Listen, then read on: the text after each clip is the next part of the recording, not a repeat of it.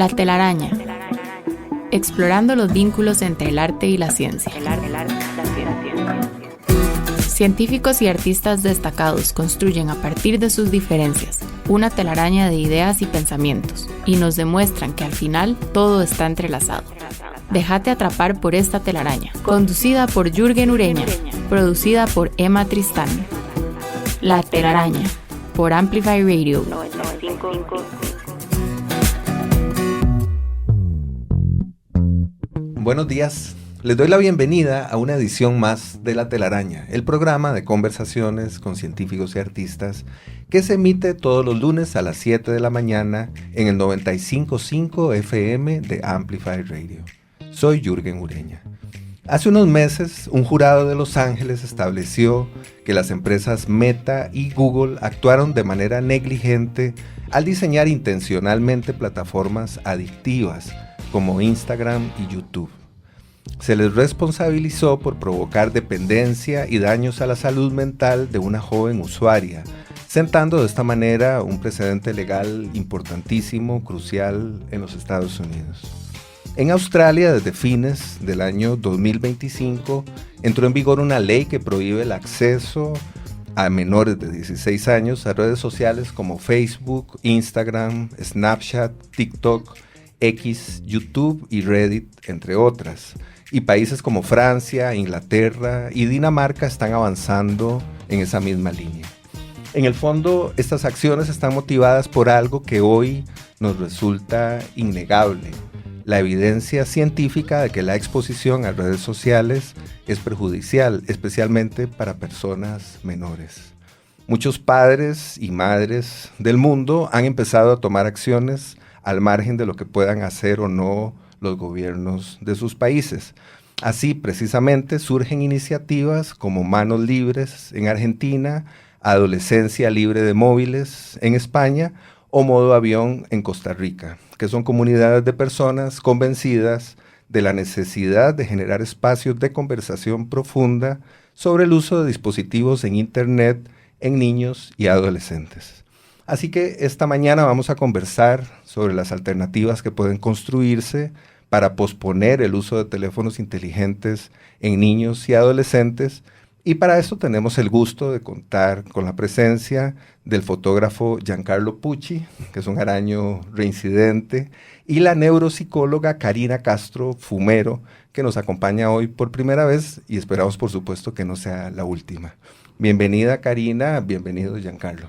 Muchas gracias. Muchas gracias. Es un placer tenerlos por acá en una conversación que estoy seguro que nos va a dar para muchísimo que pensar y que quienes nos escuchan van a disfrutar mucho. Voy a presentarlos muy brevemente. Giancarlo Pucci es fotógrafo con especial impulso por la mirada aérea y los árboles. Es facilitador de procesos de reconexión internos apoyados por la naturaleza desde la vulnerabilidad, la belleza y la sabiduría del cuerpo. Es coiniciador del movimiento Modo Avión, que ya mencionábamos al inicio y sobre el que creo que hablaríamos un poco más adelante, que impulsa una niñez y adolescencia más conectados con la vida y menos atrapados en una pantalla. Cuenta con un máster en liderazgo estratégico para la sostenibilidad en Suecia.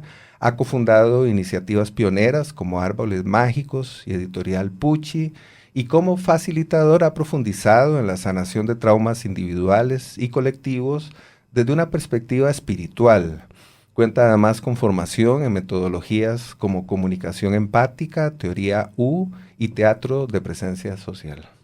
Por otra parte, Karina Castro Fumero es neuropsicóloga clínica y pediátrica con más de 20 años de experiencia y una de las principales divulgadoras de neurociencia aplicada a la salud mental en Iberoamérica. Es autora de varios libros sobre el desarrollo cerebral, crianza y bienestar emocional, es conferencista internacional y creadora de contenido educativo para una comunidad de más de 1 millón de seguidores.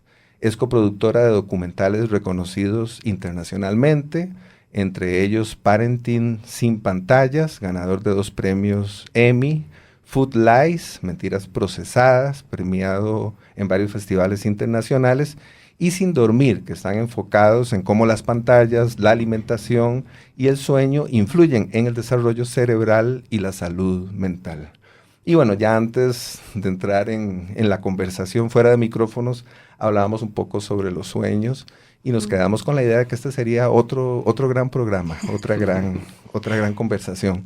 Pero bueno, hoy estamos acá para hablar sobre otro tema al que creo que hay que entrarle. Empecemos, si les parece, hablando un poco sobre ese vínculo, digamos, que existe con los otros y sobre la forma en la que puede contribuir al desarrollo de modelos de crianza un poco más humanos, más empáticos, digamos, ¿no? ¿Cómo hacer para comenzar a generar vínculos más cercanos y en qué medida esto contribuye a la desconexión digital? Bien, yo creo que para entender un poco la mesa en la que se abran estos temas, ¿verdad? Ponerlo en claro nos hicieron creer que somos nativos digitales. Y en esos nativos digitales creemos que es más inteligente el niño que puede dominar el dispositivo más rápido, el que tiene más aplicaciones para aprender a hablar otros idiomas, números, colores. Y así fuimos entrando en ese mundo. Los centros educativos vinieron y pusieron las pantallas, las tabletas y dijeron ahora solo tecnología y esas son las mejores escuelas. El problema es que somos nativos vinculares. Cuando hablamos de un cerebro en desarrollo, hablamos que se termina de desarrollar a los 25, 30 años el cerebro. O sea que niños y adolescentes son vulnerables porque su cerebro está en desarrollo. Y cuando hablamos de nativos vinculares, significa que el ser humano se construye y se desarrolla a través del vínculo. O sea, yo aprendo a controlar mis emociones, a regular mis impulsos, yo aprendo a poner atención, a planificar, a organizar, yo aprendo sobre empatía, sobre conexión con otros a través del vínculo con otro. No lo aprendo a través de una aplicación. Entonces, cuando estoy perdiendo esos momentos en la crianza, cuando el adulto ya se está dejando de vincular con ese niño adolescente, está perdiendo oportunidades críticas para algún desarrollo sano de ese niño adolescente. Bianca, ¿qué experiencia han tenido ustedes en este sentido con este proyecto hermoso, Modo Avión, al que además ya le pedimos prestado el nombre? Pensamos que es una buena idea titular este programa en Modo Avión, tomando un poco al vuelo el nombre de tu proyecto, del proyecto que has cofundado.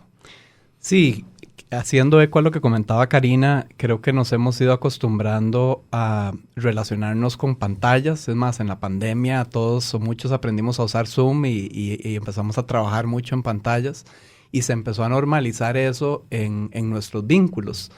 Y leyendo a Jonathan Haidt de Anxious Generation, él habla de la diferencia en una relación cara a cara o una relación virtual. Relación cara a cara, como esta que estamos aquí, nos estamos viendo, entonces nuestros sistemas nerviosos están funcionando, ¿verdad? Que son sofisticadísimos, mucho más de lo que jamás sabremos, ni siquiera con la ciencia, saber.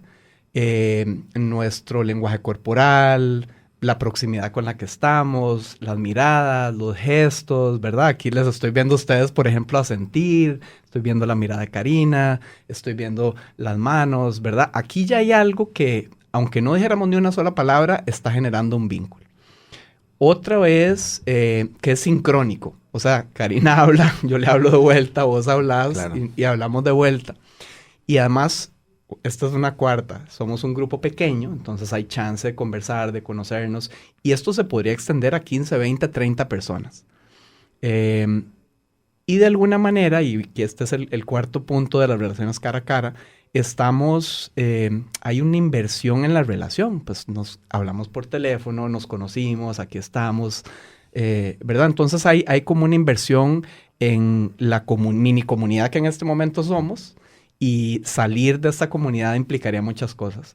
Una relación virtual no es cara a cara, es asincrónica, o sea, yo llego, posteo algo, mando un mensaje y horas después se me contesta. A veces no cientos, miles o millones de personas ven ese comentario y además escribir cualquier cosa y salirme de esa comunidad, la inversión es mucho menor. Entonces, aunque yo tenga muchos amigos virtuales o mi hija o mis hijas tengan amigos virtuales, en realidad la nutrición emocional, el desarrollo cognitivo, cómo aprendo a relacionarme con otra persona, se hace cara a cara. Entonces, pareciera que a menos de que empeces a leer investigación y todo, que hay muchísimo, y Karina estoy seguro nos puede mencionar algunas cosas, creerías que no tiene un impacto mayor, pero tiene todo el impacto, porque además otra cosa que he aprendido es que en nuestro desarrollo hay ventanas de tiempo donde son óptimas para aprender ciertas cosas. Entonces, si yo no aprendo en ese momento, pues sí, puede ser que lo aprenda después, pero no va a ser tan fácil, tan natural, y no voy a volverme un máster en conversar con otras personas, por ejemplo. Un poco lo que está diciendo Giancarlo tiene coherencia con los principales diagnósticos que vemos hoy en infancia, adolescencia y adultez. Por ejemplo, ¿qué vemos? Déficit de atención. La ventana de oportunidad para aprender a concentrarme, a controlar mis impulsos, a atender, es en la infancia y adolescencia. ¿Qué vemos? Trastorno de ansiedad. La posibilidad de crecer con una estructura de salud mental sana está en la infancia y adolescencia.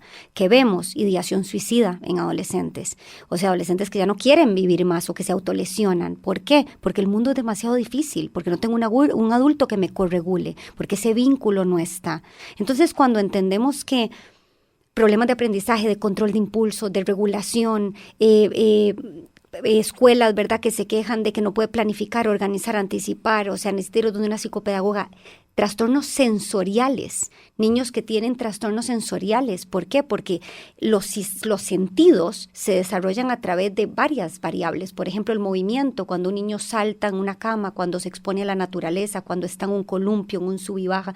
Estoy desarrollando el sistema vestibular y el propioceptivo, que son sistemas vinculados con relaciones también. Y cuando yo estoy enfrente de una pantalla todo el tiempo, no estoy entrenando esos sistemas. Entonces, si analizamos los principales diagnósticos que vemos hoy, si entendemos que hay ventanas de oportunidades que no se están aprovechando, y si analizamos ese falso mito de que somos nativos digitales, entonces nos damos cuenta que no vamos en el mejor camino y que no tenemos leyes que regulen, no tenemos entidades que vengan y sean un amparo, digamos, para niños y adolescentes que realmente necesitan no tener acceso a eso con tanta facilidad. A mí esto de la regulación me parece importantísimo, pues, comentarlo, conversarlo, pero antes me quedé con una idea cuando escuchaba a Yanka y hablaba de los amigos virtuales. Y tengo la impresión de que existe una necesidad importante de hacer algo desde el lenguaje. Lo que quiero decir es que cuando uno dice la amistad, tengo 3,000 amigos, esos ya no son amigos. Eso es otra cosa. Probablemente hay que encontrar otra palabra. Probablemente tenemos que comenzar a adecuar el lenguaje de manera que realmente corresponda a esta nueva realidad que es tan reciente y que requiere de otras palabras. Tengo esa impresión. Definitivamente, yo creo que el lenguaje es importantísimo y es sobre el que se construye también muchas de nuestras creencias. Y explicarles que no tengo 300 amigos, tengo una comunidad en redes sociales de 300 personas, pero ¿cuántos amigos realmente tenés? ¿Cuántos amigos tenés ganas de sentarte y conversar con ellos cara a cara? ¿Con cuántos tenés ganas de ir a andar en bici o de ir a comerte algo? O sea, si los contamos, en realidad todos tenemos 2, 3, 4, como mucho, que les podemos contar algo. Yo hace poco leí una frase que es muy cierto y es: tus amigos no son los que están con vos en los mejores momentos, son cuando estás en los momentos más oscuros los que te acompañan, y en los que estás en los mejores momentos los que se alegran con vos. En esas redes sociales, cuando hay buenos momentos, ¿cuántos se alegran? ¿O cuántos tienen envidia? ¿O cuántos comparan? ¿O cuántos más bien tienen comentarios negativos? Y eso hay que educarlos, porque un adolescente no distingue eso. Y a un adulto le cuesta muchísimo creer eso también. Y tenemos que ir cambiando ese lenguaje, porque ese lenguaje es ese lenguaje interno el que se vuelve nuestra red neuronal por defecto. Esto es importantísimo. Hay una zona del cerebro que es esa parte del tiempo que estamos hablando con nosotros mismos. Es un 50% del día. Y cuando yo tengo un lenguaje incorrecto, cuando yo pienso que tengo 300 amigos, 400, pero cuando vengo un momento de soledad, de tristeza, de desesperanza, no tengo a quién acudir, ¿qué me dice esa voz interna? ¿Verdad? Me deja más solo, más vacío, más sin respuesta, que si creo que tengo 1 o 2 y voy y los puedo ir a buscar.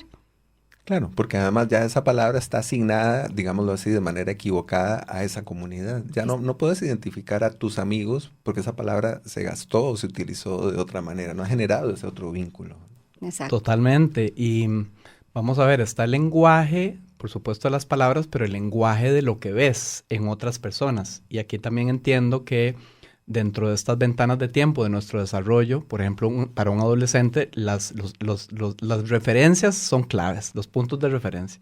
Si esas referencias son los padres o bueno, como en nuestras infancias, aquí aunque tengamos un más o menos 10 años, no sé, o 5, tal vez no estamos tan alejados, ¿verdad? Las referencias eran líderes deportivos o líderes empresariales o personas de la música o de la cultura o aventureros.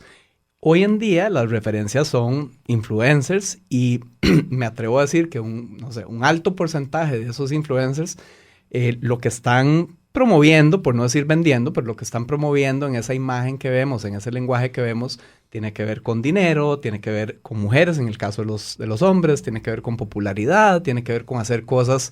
Con gamers. Con gamers, ¿verdad? Entonces, si la referencia de mis hijas o de los hijos de otras personas, el lenguaje que están recibiendo es, ok, para yo pertenecer y para ser una persona que va creciendo exitosamente, lo que requiero es hacer plata y plata y plata y plata y tener mujeres y además mujeres que se vean de estas maneras o ser popular y tener mucha gente que me siga. Creo que están como leyendo un lenguaje parcial de la realidad y de lo que significa ser humano, que va más allá de un vínculo efímero y verdaderamente es una construcción de redes tan bellas que están ahí para los momentos difíciles, para los momentos de soledad, para esos lugares oscuros en los que lo que te acompaña a volver a ver la mirada más amplia, ¿verdad?, de la vida y recobrar el sabor y la belleza de la vida es otra persona. Claro, porque ¿verdad? somos vinculares. O sea, tenemos como padres que entender eso. Si nosotros no enseñamos a nuestros hijos a vincularse sanamente, a diferenciar lo que es un verdadero amigo de lo que no es, a diferenciar lo que son redes sociales, a diferenciar lo que es la felicidad real, ¿dónde viene la felicidad? ¿Viene de la plata? ¿Viene de ser un gamer? ¿Viene de tener followers? ¿O a dónde está esa felicidad? Si nosotros como padres no aprovechamos estas primeras etapas de vida para enseñar eso, cuando vengan momentos difíciles, porque van a venir momentos difíciles, porque nadie dijo que la vida es siempre toda linda y fácil, en esos momentos los estamos dejando sin una malla que los proteja. Porque al ser nativos vinculares tenemos que educar en el vínculo, crecer en el vínculo y fortalecer ese vínculo. Y el vínculo no se puede fortalecer con pantallas. Claro. Hay algo que me está viniendo y es, vamos a ver, por un lado podemos hablar de tantos impactos negativos que tienen las pantallas, ¿verdad? Entonces es, ok, lo malo que podrían generar o que generan. Y por otro lado, es el costo, entre comillas, costo de oportunidad. O sea, todo el tiempo que estoy dedicando o a una red social o a estar en pantallas o tal, es tiempo que podría estar o con una persona o haciendo ejercicio o... ¿verdad? O desatando mi creatividad y creando, emprendiendo, conociendo, ¿verdad? Jamás, ¿verdad? Yo que soy fotógrafo, jamás, es que ni la foto ni el video van a ser lo mismo que ir a sentir ese lugar, a escuchar ese lugar, a cerrar los ojos y conectar con un espacio interno que el mismo lugar, que la ola, que el viento en los árboles, que las aves... ¿verdad? Que todos esos sonidos te invitan y voy a traer aquí, hablando del lenguaje, una palabra que a mí me evoca ese lugar, que es presencia, ¿verdad? Es estar presente. Se habla mucho de que vivimos en una época donde el mayor activo es nuestra atención y justamente estas empresas tecnológicas, su modelo de negocio es capturar nuestra atención y sus productos los diseñan para, entre más atención, pues más monetizan. Y yo creo que los modelos de negocio pueden generar emprendimientos maravillosos. Lo que pasa es que cuando el mercado es la atención de una persona y no es el 10% o el 5% o el 1%, entre más tengas mejor, pues sí creo que empieza a perderse ese potencial mayor que puede tener inclusive la tecnología al acompañarnos. Leía el otro día, Karina, que por ejemplo, un grupo de adolescentes cenando o almorzando o juntos, con su teléfono en mano, es más, pueden tener el teléfono en la mesa o boca abajo, pero que su atención, por el simple hecho de estar el teléfono, ya no estoy 100% con vos presente. Hay un porcentaje de mi atención que está ahí, en ese mundo, ¿verdad? En lo que voy a postear, en lo que no voy a postear, en lo que posteé y no lo he revisado. En los mensajes que me llegaron de WhatsApp, inclusive. Esa es la razón por la que en varios países de Europa y en algunos de América Latina están prohibidos los usos de dispositivos en las escuelas. Inclusive la UNICEF hizo un llamado a sacar los dispositivos porque se sabe que aunque tengamos el teléfono guardado en el bulto, apagado, ya tengo menos probabilidad de poner atención, de concentrarme, que los resultados pueden ser hasta más bajos que solo no tenerlo. Y que cuando yo lo saco y reviso un mensaje y después lo vuelvo a poner, tardo hasta 30 minutos en volver a reenfocarme en esa materia o en eso que estoy viendo. Esa es, digamos, es una de las líneas más fuertes de investigación por las que se está tomando estas leyes en algunos países. Perfecto. Bueno, les propongo que hagamos acá una pausa. Me quedo con esta idea importante sobre la presencia, sobre el estar, ¿no? Sobre poder enfocarnos, que por supuesto creo que a todos nosotros no estamos ajenos a esto, a todos nos cuesta mucho, ¿no? Creo que es un mundo en el que hay tantos estímulos, en el que hay tantas demandas, que poder estar juntos, sentados, conversando 3 personas, no es fácil. Creo que habría que comenzar diciéndolo. Vamos a hacer una pausa, ya venimos. Vínculo y tejido, arte, ciencia, trampa. Los hilos que conectan la vida de nuestros invitados construyen la telaraña. En Amplify Radio 95.5.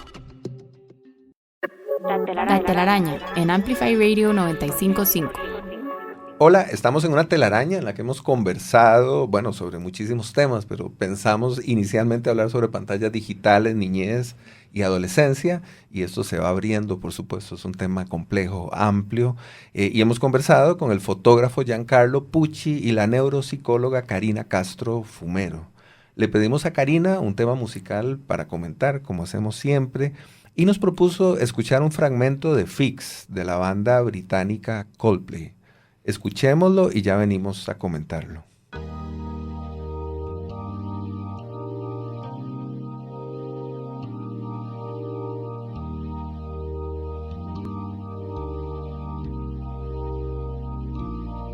When you try your best but you don't succeed, when you get what you want but not what you need, when you feel so tired but you can't sleep, stuck in reverse,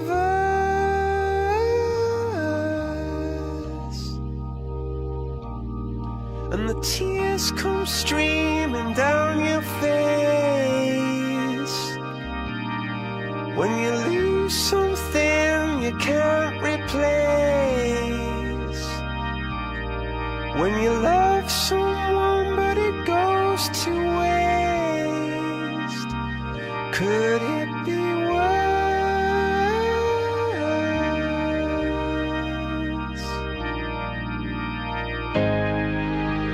Lights will guide you home and ignite your bones, and I will try to fix you.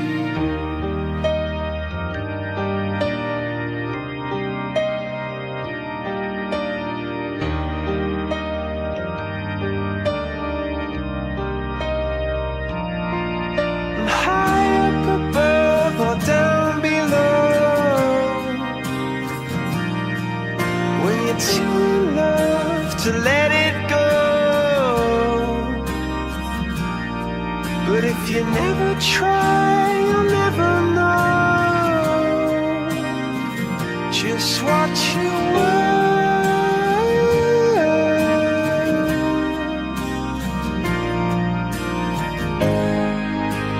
Lights will guide you home and ignite your bones, and I will try to fix you. Acabamos de escuchar un fragmento de Fix de Coldplay. Comentanos, por favor, Karina, ¿por qué quisiste que escucháramos esta canción? Bueno, a mí Coldplay me encanta y creo que a mucha gente le gusta, pero esta canción específicamente la escribió en el 2005, cuando se le había muerto el papá a la que era la esposa en ese momento. Y la canción habla de que no te puedo quitar ese dolor, pero te puedo acompañar a atravesarlo. Y para mí, una de las cosas más relevantes de lo que hago es enseñar que acompañar a niños y adolescentes es difícil, es desafiante. Nos mueven nuestros traumas más internos, nuestros temores, nuestras angustias. Y hoy por hoy es cada vez más difícil con tanta información, ¿verdad? Entonces, uno de nuestros trabajos, de nuestro trabajo más importante como padres, es acompañarles a transitar todas las emociones, todos los desafíos, todas las angustias, todas las incertidumbres, porque no los podemos quitar las emociones y no deberíamos de hacerlos, claro. Deberíamos de permitirles sentirlas, pero acompañándoles, ¿verdad? Entonces me encanta, la utilizo muchísimo en mis conferencias y como es un artista que a mucha gente le gusta, empatizan muy bien. Muy bien, y yo pienso cuando hablas de acompañar, pienso en el trabajo que ha hecho Giancarlo como facilitador, incorporando procesos artísticos, incorporando el arte en procesos de sanación y reconexión, ¿no? Esa forma de compañía apoyada en el arte me parece no solamente muy valiosa, sino probablemente muy oportuna cuando hablamos de este proyecto de desconectar en alguna medida a nuestros jóvenes y niños. Mencionábamos el sistema nervioso hace un rato, y el sistema nervioso tiene millones de años de evolución, ¿verdad? Creemos que solo en mi caso, 50 años que tiene este cuerpo, pero tiene muchas experiencias que ha ido interiorizando. Y el arte, la creatividad, el pensamiento libre, de alguna manera también acompaña a regular el mismo sistema nervioso de distintas maneras, ¿verdad? Es una manera de expresar emociones, de entrar en claridades que de otra manera no estaríamos viendo. Nos sorprendemos a nosotros mismos de cosas que de repente vienen a través nuestra y que no estaban ahí o no las habíamos visto. Y entonces hay un potencial muy grande de apoyarnos en procesos internos. Karina mencionaba las emociones. Para mí, en los últimos 4 o 5 años ha sido un proceso intencional y aparte de mi trabajo y tal, que tiene que ver con acompañar las emociones propias, identificarlas, que además son vienen cargadas de información útil para nosotros. Es como que cada emoción nos estuviera diciendo algo y podemos temporalmente, porque por un lado o por otro nos van a buscar para que las escuchemos, pero podríamos escucharlas, atenderlas o no. Y creo que todo este tema de la conexión cara a cara, de la crianza, desde un lugar, digamos, atendiendo al niño no solo como un ser que se tiene que desarrollar profesionalmente, emocionalmente, pero que va también a desarrollar una relación con sus propias emociones, cómo acompañarlo, cómo corregular, cómo darle espacio a emociones incómodas que nunca nadie, por lo menos en mi infancia, adolescencia, no se me enseñaron. Es parte de todo este tema. Hay otro factor importante al hablar de acompañar o regular, que es la legislación. En el bloque anterior anunciamos que hablaríamos sobre eso, y además que en algunos países está basada en evidencia científica. Tal vez podríamos hablar, evidentemente son cosas distintas, pero hablar un poco sobre así es una pregunta combo, 2 en 1. Tal vez Karina nos podría contar un poco sobre las 2 cosas. Vamos a ver, tristemente hay muchísima evidencia científica, pero no hay leyes en todos los países que protejan a los más vulnerables. Entonces, por ejemplo, hace poco, en todo lo que tiene que ver la Comunidad Europea, se plantean lineamientos sobre eliminar el uso de redes sociales antes de los 16 años. Hace poco Reino Unido Australia fue la primera ley, el primer país, después Reino Unido. Esto se fue multiplicando, por ejemplo, en España acaban de tomar diferentes lineamientos para lo que tiene que ver con el uso de dispositivos. La Academia Pediátrica Española acaba de dar nuevos lineamientos que van un poco del uso por hora y por tiempo, incluido también los centros educativos. En algunos estados de Estados Unidos se está haciendo lo mismo. Por ejemplo, en Florida se acaba de prohibir el uso de redes sociales para menores de 14 años. En Houston, por ejemplo, en Texas, se acaba de prohibir el uso de dispositivos en las aulas. O sea, cada país va haciendo lo que quiere, ¿verdad? O lo que puede. O lo que puede. Yo siento que pueden hacer mucho más de lo que hacen, porque siento que también hay otras fuerzas más potentes que evitan que las leyes pasen. Sí, hay muchos intereses económicos, para decirlo con mayor claridad, ¿no? Exacto, hay muchísimos intereses económicos. Ahora, te puedo hablar que la evidencia nos habla de 3 áreas específicas o una triada, podríamos pensar en que las pantallas afectan. Es importante entender que cuando hablamos de pantallas hablamos de computadora, de teléfono, de tableta, de televisión, de cualquier dispositivo. Entonces podemos pensar que lo primero es que afectan órganos y sistemas. Se estima que para el 2050 el 50% de la población va a ser miope.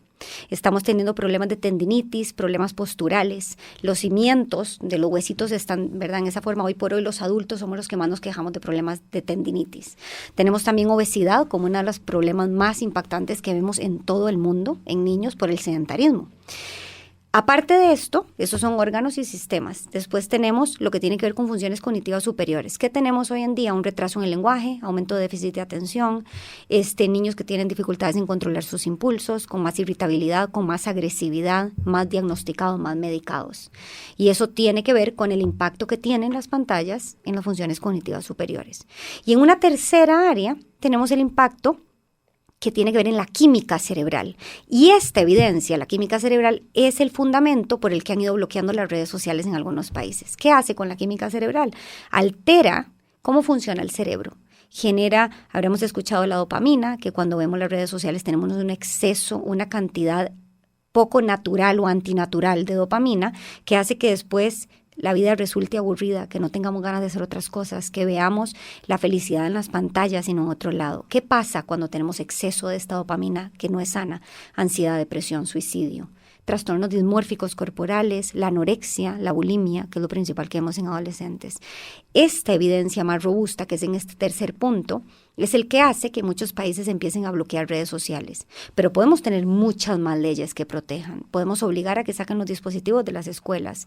Podemos educar, podemos hacer campañas a nivel nacional, educativas, sobre qué hacen las pantallas, por qué las debemos de evitar. Porque yo sé que un padre de un niño de 6 años, que yo le explique que la exposición a pantallas va a generar retraso del lenguaje y que después va a tener que pagar terapia del lenguaje, y mucho tiempo, porque si no eso le va a afectar en el aprendizaje, va a ser un papá que va a pensar 2 veces en ponerle un dispositivo. Pero no tenemos esa información. O al papá que yo le digo que el exceso de esos dispositivos le va a dar miopía, hay una gran posibilidad de que tenga miopía, va a pensar cómo le pone el dispositivo, si cerca o lejos, si le da un teléfono, le pone una televisión, porque hace una gran diferencia. Lo que pasa es que falta información, faltan campañas que regulen y falta entidades que tomen decisiones más en son de los más vulnerables, no con otros intereses. Sí, yo tengo la impresión de que cuando hablamos de redes sociales decimos, bueno, es que esto es muy reciente, acaba de ocurrir, no sabemos cómo actuar. Y sin embargo, esto es un proceso, y es un proceso de décadas. Es decir, hay problemas del túnel carpal, por ejemplo, por el uso de computadoras desde los años 80, por lo menos, ya identificados en grandes poblaciones. Y la televisión existe también de manera masiva desde los años 50 del siglo pasado. Entonces es un proceso que, eso sí, probablemente ahora se convirtió en una bola de nieve que se nos vino encima, pero es un proceso que lo que quiero decir con esto es, no vimos venir, y no sé por qué no lo vimos venir, o tal vez no supimos escuchar las señales que aparecieron hace 10, 20 o 30 años. Yo creo que el punto más fuerte, el momento más crítico en la historia es en el momento en que le viene el dispositivo, el teléfono. ¿Por qué? Es donde se ve un pico abrupto a nivel mundial de ansiedad, depresión, suicidio, y lo único que tiene sentido tiene que ver con el teléfono. Si lo pensamos, nosotros teníamos una televisión, la teníamos en la sala. Todos nos juntábamos en la sala en un momento puntual a ver algo. No teníamos el televisor en el excusado, en el carro, en la casa del vecino, en la escuela. O sea, no andábamos paseando con ese dispositivo. Entonces, en este momento ya no solo estamos hablando de la economía de la atención, que nos quieren robar la atención, que buscan cómo generar esa atracción, ya sea notificaciones, ya sea redes sociales, ya sea un algoritmo, sea lo que sea, pero al mismo tiempo lo tenemos pegado a nosotros, 24/7. Y eso hace la diferencia. Claro. Claro, está adherido al cuerpo como nunca antes, ¿no? Claro. Antes siempre fue distante. Como decía Karina, todos los gráficos de disparo de enfermedades mentales y otras cosas están ligados al dispositivo, al teléfono. Y lo que he leído es que cuando salió el iPhone vino con una cantidad limitada de aplicaciones. ¿Ok? Y el modelo de negocio es que había que pagar por esas aplicaciones. Un año después creo que salió con 500 y un año después había 2 millones y ahora no sé ni cuántas. ¿Y qué pasó? Que había tanta competencia que el modelo de negocio dejó de ser pagar por el app, pero la atención, o sea, la publicidad. Entonces, entre más gente estaba viendo determinada aplicación, más podía cobrar por publicidad la empresa. Uh-huh. Entonces, ahí es donde se dispara el uso de los dispositivos. Y sí, al inicio, con un teléfono aún inteligente, pues lo sacabas de vez en cuando y para el trabajo sobre todo, pero no era lo que es hoy. Entonces, creo que ahí el crecimiento exponencial nos impacta de distintas maneras. Y hace 10, 15 años no sabíamos de todos estos impactos que está mencionando Karina. Yo creo que al final es importante mencionar que, pucha, los papás y las mamás estamos haciendo lo mejor que podemos siempre. Y nuestras circunstancias, conversábamos con Karina antes de iniciar, dependiendo del trabajo que tenemos, dependiendo del tiempo que tenemos, dependiendo si hay apoyo o no con la crianza, dependiendo de la escuela, del colegio, etcétera. ¿Verdad? Hay cosas de estas que podemos buscar alternativas más fácilmente o no. Pero lo que sí es que ya hoy hay mucha investigación. Ya ni da chance de leer y de ver todo lo que está saliendo. O sea, está comprobado. Ya no, digamos, no es algo subjetivo, filosófico. O sea, hay impactos. Entonces creo que estamos en el momento de tener la conversación. Y aquí voy a nombrar a Modo Avión. Modo Avión nace de un grupo de padres que voluntariamente y después de frustrarnos y preocuparnos cada quien en nuestras casas, empezamos a conversar y decimos, pucha, por lo menos tengamos la conversación. No podemos obligar a nadie. Cada familia toma sus decisiones por sí misma. Cada familia es diferente, ¿verdad? No hay una regla exacta y cada quien debería usar, aunque hay recomendaciones y ahora podemos conversar un poco de ellas. Pero es pasar de la frustración a hacer algo al respecto. Y es básicamente desnormalizar el darle teléfono en automático porque los otros lo tienen. Esa es la esencia de Modo Avión. Y es abrir un espacio de conversación para abrir momentos de conexión cara a cara, de creatividad. Entonces, por ejemplo, se generan espacios de ir a compartir en naturaleza con familias. Entonces, además, está el que comparta multiedad, porque tenés a los adolescentes, a los poco más pequeños, y de repente están todos interactuando. Y sí, al principio puede ser que haya un poco de aburrimiento. ¿En qué momento el aburrimiento se convirtió en un monstruo? El gran enemigo que es ahora. ¿Verdad? Que hay que combatir a ultranza, ¿no? Estoy aburrido. Estoy aburrido, es un regalo. Gracias a Dios. Exacto. Está aburrido y vaya a ver qué inventa. Y terminan inventando. Claro, lo que pasa es que cuando uno le explica a los padres lo que pasa en el cerebro cuando están aburridos, lo ven como una herramienta. Porque si no, lo ven como una carga. No hay nada más incómodo que tener a tu hijo a la par diciéndote estoy aburrido, porque no busca solucionar. Lo que pasa que cuando explicamos que en el momento en que uno está aburrido, el cerebro empieza a buscar en todas las redes neuronales que tiene, ¿cómo soluciono? ¿Qué tengo de mi pasado? ¿Qué hay de mi memoria, de mis experiencias anteriores para solucionar este aburrimiento? ¿Cómo puedo crear algo distinto para solucionar esto? No solo estoy buscando una solución para este momento específico que estoy aburrido. Estoy creando redes neuronales que cuando yo tengo un problema real en mi vida adulta, voy a volver a eso para buscar una solución a esa vida adulta. Entonces, el aburrimiento es una herramienta de resiliencia, es una herramienta de salud mental, es necesaria, es crítica. Sí. Bueno, no, yo estoy segurísimo de que quienes nos escuchan no podrían estar aburridos. Me parece que este programa nos ha permitido saltar de una cosa a otra y lo vamos a hacer más adelante. Estamos conversando sobre pantallas, sobre redes sociales y sobre la posibilidad de desconectarnos de vez en cuando. Hagamos una pausa, ya venimos. La telaraña en Amplify Radio. La telaraña. Científicos, artistas, humanos, descubriendo lo que nos separa, lo que nos une. La telaraña en Amplify Radio 95.5. Muy bien, seguimos en una telaraña en la que hemos conversado sobre pantallas digitales y alternativas de crianza y muchísimas otras cosas con la neuropsicóloga Karina Castro Fumero y el fotógrafo Giancarlo Pucci. Hace un ratito escuchamos, por sugerencia de Karina, un tema de Coldplay y ahora Giancarlo nos propone escuchar un tema del músico británico Jacob Collier. El tema se titula Tam Tom. Escuchemos.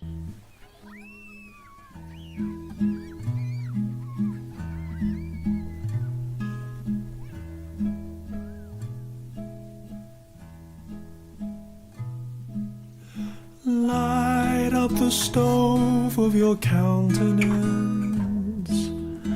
You're all that matters to me. I am a lake or a stone or an hourglass. I am a joke that is wasted on me. Wrap me in scarves of your confidence. Rend me to tatters, I'm free. I'll be a steak or a bone or an oven glove. I'll be the island that drowns in the sea.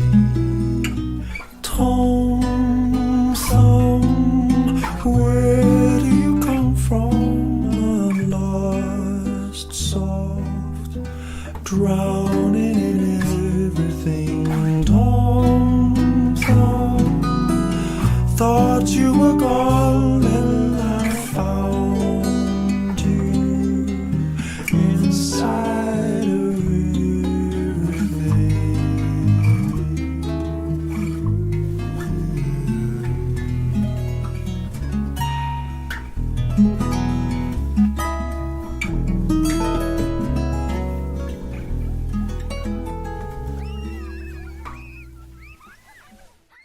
Acabamos de escuchar Tam Tom de Jacob Collier. ¿Qué te gustaría comentarnos sobre esta música, Yanka? Lo primero es que si no han escuchado todavía Jacob Collier, es impresionante el nivel de talento que tiene y de capacidad creativa. Es fascinante, no podría durar toda la vida contándoles su historia. Esta pildorita pero musical esta canción ya nos lo anuncia, esta digamos, canción ¿no? en particular, está inspirada en un personaje de un libro que se llama Las aventuras de Nils. Es un libro que salió al inicio de los 1900 en Suecia, de una escritora que se llama Selma Lagerlöf, que después aprendí que fue la primera mujer que recibió un premio Nobel de literatura por este libro. Pero es una historia maravillosa de un niño que es como gruñón y que maltrata a los animales y no sé qué, y un duende lo hace pequeñito y él después empieza a volar por todo Suecia en un ganso. Y ahí hay un montón de aventuras, pero fue una manera en que Suecia también potenció todo el estudio de la geografía de su propio país con ese libro. Y lo que me encanta, me lo regaló un amigo sueco y lo leí con mis hijas durante su infancia y creo que habla mucho de la conexión con el niño interno, el aventurero interno, que se maravilla con las cosas que no conoce y que, aunque no sepa algo y aunque le dé un poquito de susto a ciertas cosas, hay un llamado por ir a ver nuevos paisajes y creo que conecta mucho con este tema. Con la idea de la aventura, con la idea de explorar en el mundo físico, ¿no? Meterse al bosque, embarrialarse de vez en cuando, algo de lo que hemos estado hablando. Hay un argumento, a mí me gustaría hablar sobre lo siguiente. Hay un argumento que se utiliza con mucha frecuencia que dice que un niño sin un teléfono inteligente es un niño excluido, ¿verdad? Un niño o un adolescente, supongo que eso se vuelve todavía más claro o más vehemente, digamos, en los adolescentes. Si yo no tengo el teléfono, no tengo la posibilidad de integrarme socialmente. ¿Es así? Es un argumento muy válido, pero hay que entender cómo funciona el cerebro para dar ese argumento. La exclusión activa zonas de mi cerebro que duele igual que un golpe físico. O sea, la amígdala, la corteza cingulada anterior, la zona prefrontal, son como unas estructuras que se activan, que están en el cerebro cuando alguien me pega. Pero al mismo tiempo, cuando alguien me excluye, se activan y se siente igual. En adolescentes se siente más fuerte. Ahora, cuando yo soy un adulto que he tenido una infancia en la que tal vez me excluyeron, cuando soy un adulto que me cuesta un poco lidiar con ese tipo de emociones, que temo que a mis hijos le pasan lo mismo, es un argumento muy válido, porque yo jamás voy a querer que a mi hijo le pase eso. Pero no es un argumento real, porque el niño que se siente excluido, si tiene un adulto que sostiene esa exclusión, que explica lo que están transitando y por qué están tomando esa decisión, no se siente excluido. Tiene argumentos para afrontar esos sentimientos que tiene ante esa comunidad.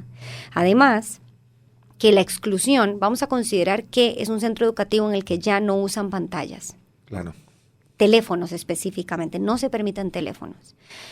Entonces el argumento es me excluyen. Entonces, ¿cuándo es que te excluyen? Porque en la escuela no se pueden utilizar los teléfonos. Bueno, ahí hay un primer argumento que se cae. Vamos al segundo, me excluyen cuando llegan a la casa porque se hablan por WhatsApp. Yo tengo la posibilidad de abrirle un WhatsApp web en la computadora y tengo la posibilidad de decirle 1 hora al día te puedes sentar enfrente de esta computadora y conversar con tus amigas y vas a estar actualizada de lo que hablan, de lo que dicen, de a dónde van. Esa computadora yo tengo el control, tiene control parental y al mismo tiempo yo gestiono ese tiempo. Pero por otro lado me pueden decir, es que me excluyen porque todos vieron un reel de una persona y están hablando sobre eso. Yo tengo la posibilidad de elegir enseñarle ese reel y que sepa de lo que estamos hablando. O sea, si yo como un adulto tengo muy claros el por qué no estoy haciendo esto, por qué no se lo estoy permitiendo, tengo recursos para ayudar a ese niño. Yo siempre cuento la historia de mi hijo, que todos tienen videojuegos. Tiene una edad en la que todos tienen videojuegos. Y él llega a la casa y me dice, es que todos tienen videojuegos y yo no. Entonces la pregunta es, bueno, ¿y juegan videojuegos en la escuela? No. ¿Y cuándo juegan videojuegos? Cuando llegan a la casa. ¿Y juegan videojuegos entre ellos? Y me dice, sí. Y yo, ¿y qué juegan? Y me dice, Fortnite. Fortnite es un juego muy violento y no es para niños menores, ni siquiera de 18 años me parece. Entonces, abrí mi teléfono, le enseñé imágenes de Fortnite, le expliqué de lo que se trataba, le dije cómo jugaban y le dije, puedes hacer lo que sea que necesites para sentir que te incluyen en esas conversaciones, porque no es que estén jugando. Y al día siguiente llego y le pregunto, ¿cómo te fue, Santi? Y me dice, bien. ¿Y yo qué hiciste? Y le dije, me inventé que yo era el jugador MM7 y le dije hoy a mi amigo que jugáramos en la noche. Y yo, buenísimo, y entonces mañana ¿qué le vas a decir? Nada, le voy a decir que se dio cuenta que le gané. Bueno, o sea, él inventó, él sabía lo que estaba hablando, él sabía lo que se llamaba. Alguien me va a decir, bueno, pero mintió. No sé si mintió. Le di una herramienta para que se sintiera incluido en un momento específico ante algo que era irrelevante. Claro. Después le explicaré otras formas de salirse de ese momento de exclusión. Pero eso es un temor más del adulto que del niño. Y cuando el adulto empieza a gestionarlo mejor, cuando empieza a darles herramientas, se da cuenta que a los niños no los excluyen por tener teléfono. Al contrario, les estoy enseñando más herramientas para la vida, para afrontar situaciones diferentes, para adaptarse a contextos diferentes, para que si hay una fiesta, me avisen a mí, a mi WhatsApp, hablar con amigos, buscar, escribir números de teléfono y llamar después. O sea, volver un poco a la vieja escuela. Pero eso no significa ser excluido. Claro, no, es una hermosa historia porque además ahí se activa la imaginación, la fantasía, se le abren otras posibilidades. Él entiende que tiene recursos y que no tiene que actuar mecánicamente siguiendo a un grupo. Pero por otro lado está claro que es necesario que padres como ustedes cuenten con un tiempo, con una dedicación, con una empatía amplísima para estar ahí, para acompañar ese proceso. Es decir, está claro que una gran mayoría de los padres dicen, ahí tiene el teléfono y no me moleste. Claro, yo creo que es importante, eso lo estábamos hablando un poco, creo que es importante, por ejemplo, yo no tengo ayuda. Yo no tengo una muchacha en la casa. En Estados Unidos eso es sumamente caro y yo, así como trabajo, también estoy 100% a disposición de mis hijos. Posiblemente en Costa Rica una gran comunidad tiene y otra no. Pero la realidad es que los dispositivos por excelencia son la mejor niñera. Son económicos, lo mantienen por largos periodos de tiempo y es lo que todo el mundo utiliza. Elegir nuestras batallas o sea, según nuestra realidad, ¿cuáles son nuestras batallas? Si nos está escuchando una mamá monoparental con 4 o 5 hijos que tiene que trabajar, lavar, cocinar y al mismo tiempo, esto que estoy oyendo dice, no tiene sentido. O sea, cuando llego a la casa les pongo la televisión y necesito que yo necesito hacer otras cosas. Y es entendible. Pero entonces a esa mamá darle recursos, ¿verdad? Recursos no es lo mismo ponerle una televisión que darle un dispositivo. No es lo mismo darle un dispositivo con ciertas aplicaciones y no todas. No es lo mismo tener control parental que no tener. No es lo mismo que yo le saque los dispositivos a las 7 de la noche a que se los saque a las 11 de la noche o que lo permita dormir con el dispositivo en el cuarto. Recursos tenemos, es solo educarnos y por eso es que, insisto, las campañas de concientización a nivel nacional son importantísimas porque si no tengo la información, no sé qué hacer y es más fácil dar un dispositivo. Muy bien, bueno, fantástico. Dejémoslo por aquí de momento, podríamos seguir sin duda, pero bueno, hay que tomar en cuenta el tiempo. Ya venimos para nuestro último bloque de conversación. La telaraña en Amplify Radio 95.5. Vínculo y tejido, arte, ciencia, trampa. Los hilos que conectan la vida de nuestros invitados construyen la telaraña. en Amplify Radio 955. Hola, les doy la bienvenida al último bloque de una telaraña en la que hemos conversado sobre teléfonos inteligentes y modelos de crianza con el fotógrafo Giancarlo Pucci y la neuropsicóloga Karina Castro Fumero. Nuestra invitada ausente de hoy es la educadora, escritora, activista y pionera de la pedagogía costarricense María Isabel Carvajal Quesada, que es mucho mejor conocida como Carmen Lira.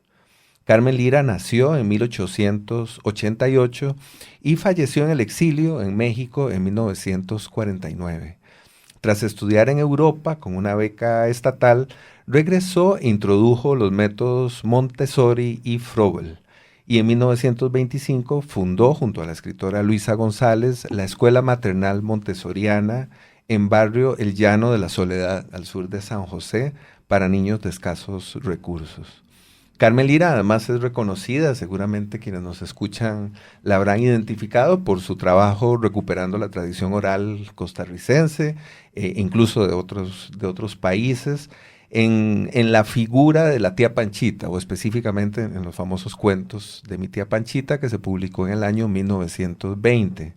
Fue además fundadora del Partido Comunista, fue perseguida luego de la Guerra Civil del 48, habría que decirlo, y para Lira la verdadera pedagogía debía partir de despertar la conciencia y promover el juego libre, la creatividad y sobre todo combatir una educación oficial descontextualizada y amparada en la memoria. Y creo que ahí hay muchísimas cosas que nos tocan o que conectan con la conversación de hoy.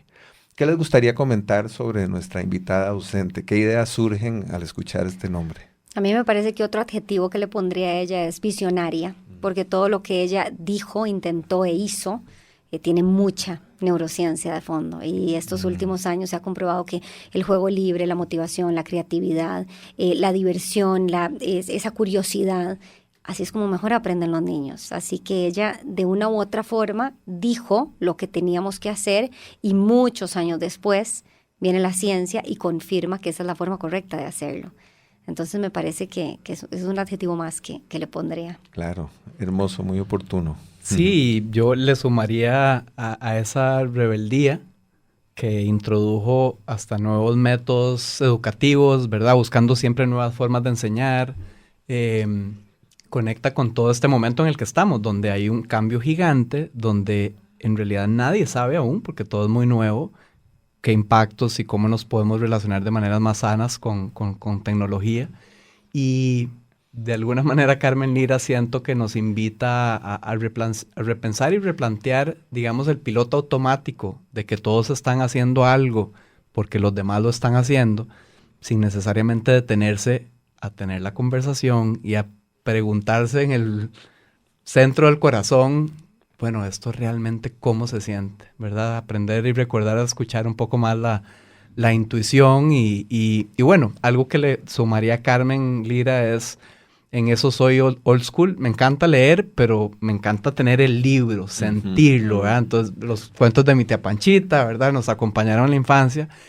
Y he estado leyendo que ya hay países como Suecia, creo que Noruega también, después de haber digitalizado todo su sistema educativo, está regresando a libros físicos a leer y también a escribir a mano, porque aquí, Karina, estoy seguro, adelante, porfa. Eso que decís es muy interesante. Hace 1 año y medio, 2 años, Suecia tiró abajo un plan de 60 millones de euros de digitalizar para volver a los libros de texto y a la lectoescritura. ¿Por qué? Porque lo que se ha visto es que cuando yo estoy hablando con ustedes y estoy tomando notas, el procesamiento de lo que lleva a escribir cada una de esas palabras tiene unas redes neuronales que hacen que yo consolide mejor la atención, que ponga más aprendizaje y ponga más memoria en este proceso, que no es lo mismo que si yo voy tecleando.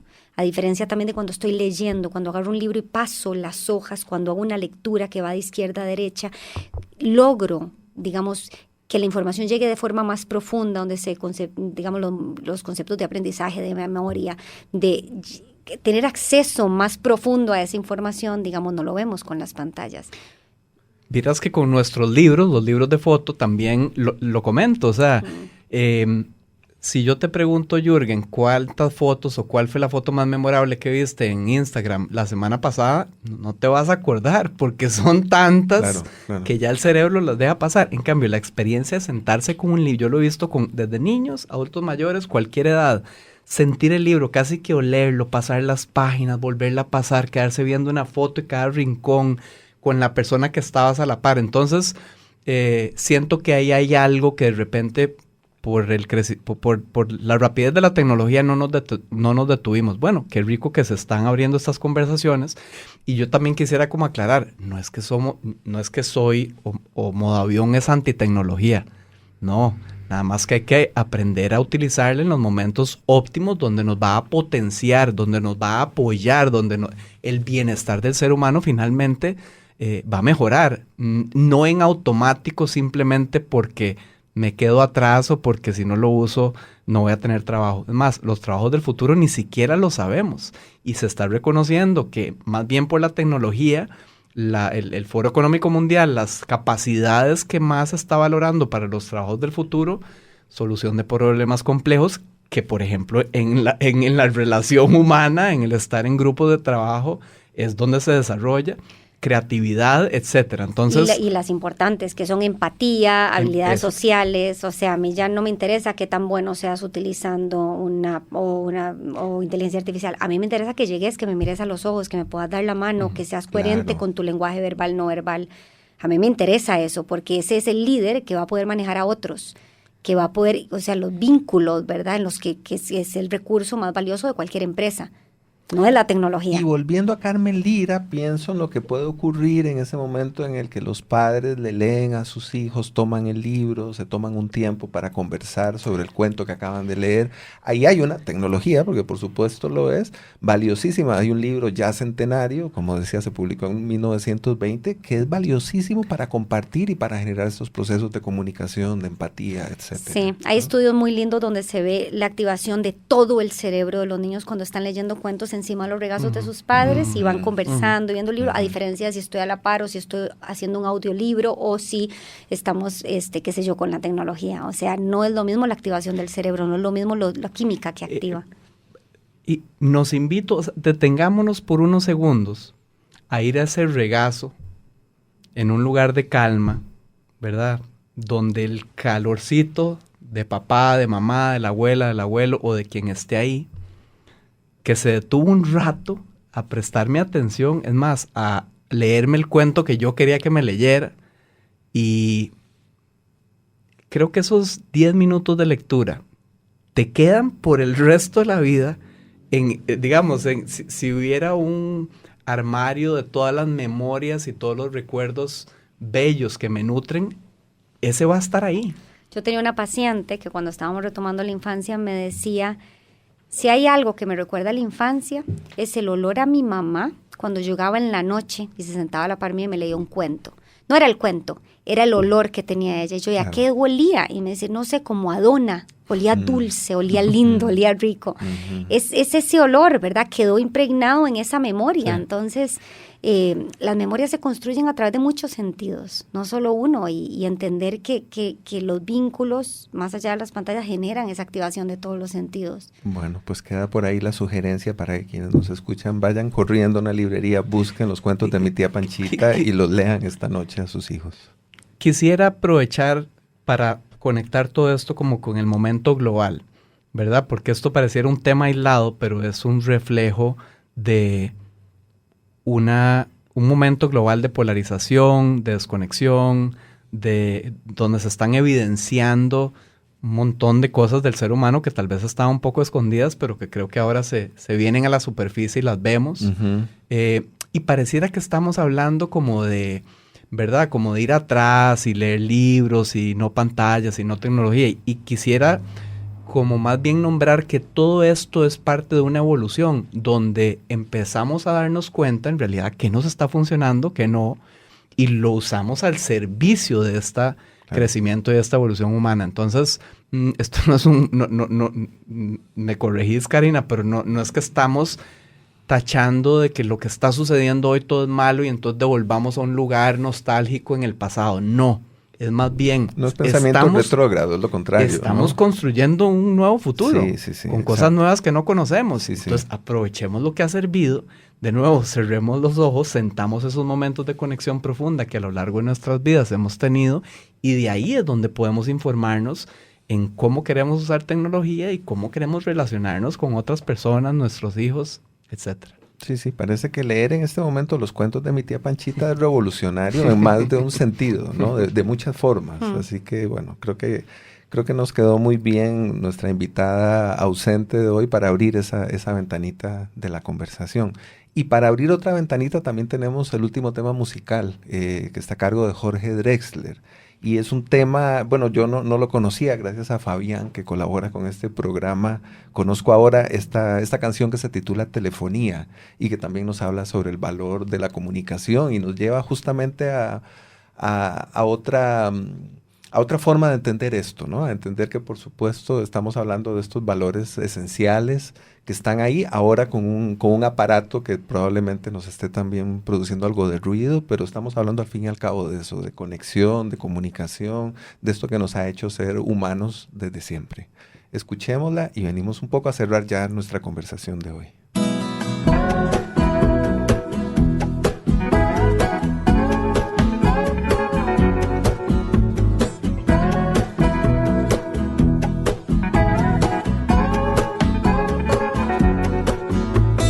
Viva la telefonía en todas sus variantes. Pensando estaba que te me escabullías cuando vi tu nombre en la llamada entrante. Bendita cada onda, cada cable, bendita radiación de las antenas. Mientras sea tu voz la que me hable, como me hablaste hace un minuto apenas. Te querré, te quise siempre, desde antes de saber que te quería. Te dejo este mensaje simplemente para repetirte algo que yo sé que vos sabías.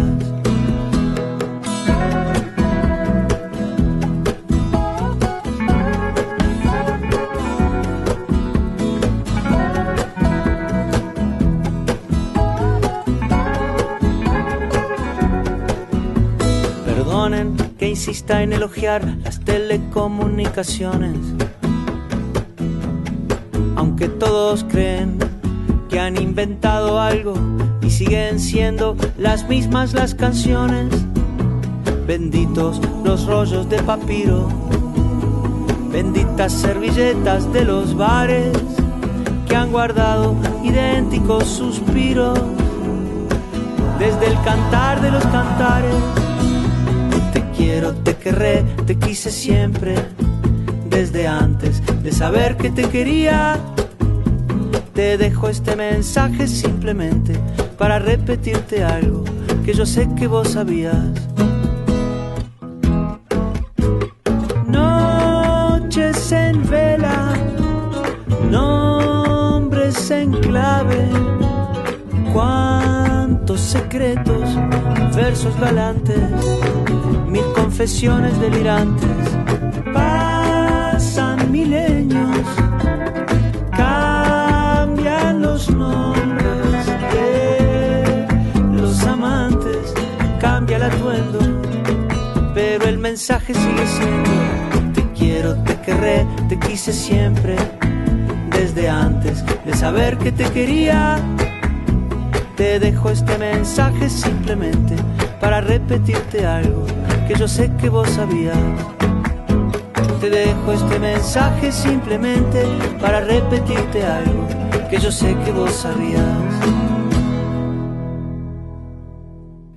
Acabamos de escuchar Telefonía de Jorge Drexler, y a mí me gustaría preguntarle si hay alguna idea entre muchas. Yo sé que habrá muchas que se nos quedaron en el aire, pero si hay alguna que de manera urgente quieran comentar o compartirnos en este momento. No, yo urgente no. Quiero como cerrar con la idea de sostener que todos los seres humanos necesitamos de un vínculo para aprender, que la tecnología llegó para quedarse, que que tenemos que analizar mejor el uso que le damos, que tenemos que educarnos, informarnos más, buscar espacios donde pase eso, y que no tenemos que hacer las cosas de modo automático. Vivimos automáticamente, o sea, ni siquiera desde que nos levantamos vamos automático a tomar café, a qué sé yo, a ir al trabajo, a las presas, a volver.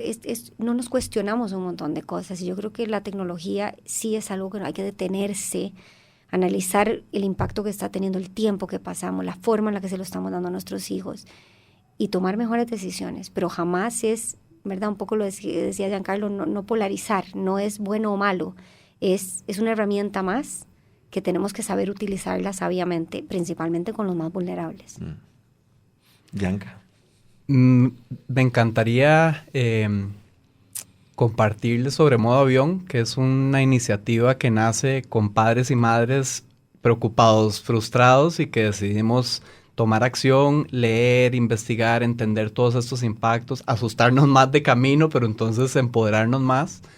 Y recordar que generar espacios al aire libre, de presencia, con la naturaleza, con los padres, porque de repente se van haciendo grandes, Karina. Las mías tienen 13 y 10 ahora y, ¿verdad? Los amigos se vuelven muy importantes.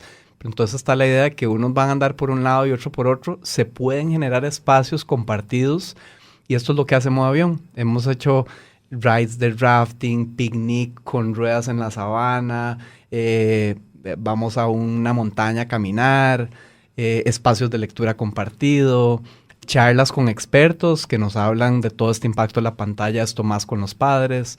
Entonces, es eso, es como una invitación a no ir en automático, tener las conversaciones, llegar a acuerdos. Modo Avión invita a las personas, por ejemplo, que, no sé, a un grupo de una clase, de un grado en particular, que acuerden, algunos de ellos, posponer lo que recomiendan.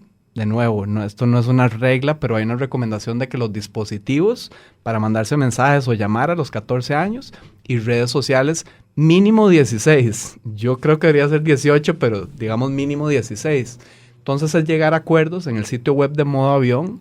Se puede inclusive poner en qué escuela está, qué grado, los nombres y acordar y decir, ok, sí, me comprometo, es un acuerdo, ¿verdad? Nadie te va a ir a buscar a la casa, ni a regañarte, ni juzgarte si lo haces o si no lo haces.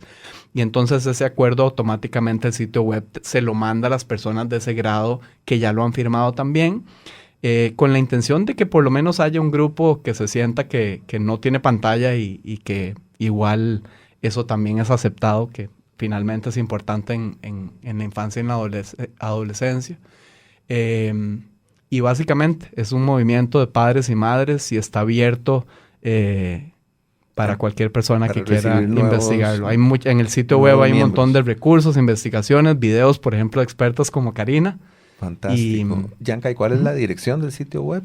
El sitio web de Modo Avión es modo-avión.com. Para que lo puedan encontrar. Igual lo podemos compartir luego con el programa, buenísimo, en el trabajo que hacemos de diseño para redes sociales y eso. Así que lo podemos sumar. Quisiera cerrarlo con lo que comentó Karina, porque si yo me pregunto internamente por qué estoy aquí sentado, eso que comentaste, el vínculo. Yo estoy aquí sentado porque me siento humano, siento la belleza de la conexión conmigo, con ustedes, con la naturaleza, con la vida. Y lo digo desde un lugar donde también he transitado lugares internos dolorosos, difíciles, oscuros, donde me he sentido solo y son muy temporales porque inevitablemente cuando tenemos esos vínculos, rapidito uno se da cuenta y recuerda, pucha, qué regalo es estar vivo y todas las posibilidades que se abren. Así que creo que por eso estamos aquí, por esos vínculos tan esenciales que nos hacen humanos. Bueno, y qué regalo hermoso ha sido este programa, esta conversación. Yo quiero agradecerles de veras. Estoy seguro de que hablo también por las personas que nos escuchan.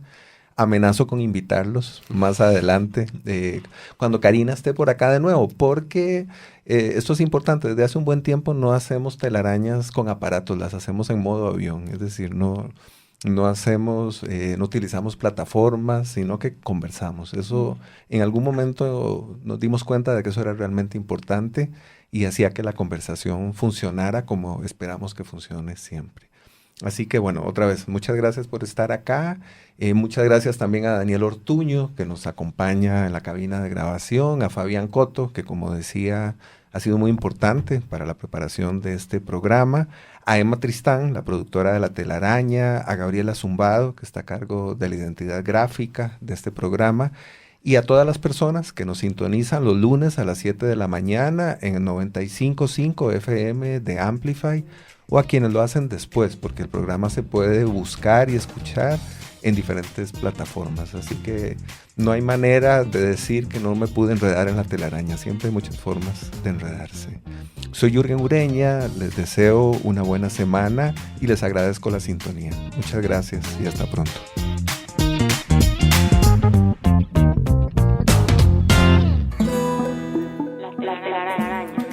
Explorando los vínculos entre el arte y la ciencia. Conducida por Jürgen Ureña, producida por Emma Tristán. Déjate atrapar el próximo lunes a las 7 de la mañana por La Telaraña. Un proyecto de la Fundación Huellas del Cambio en Amplify Radio 95.5.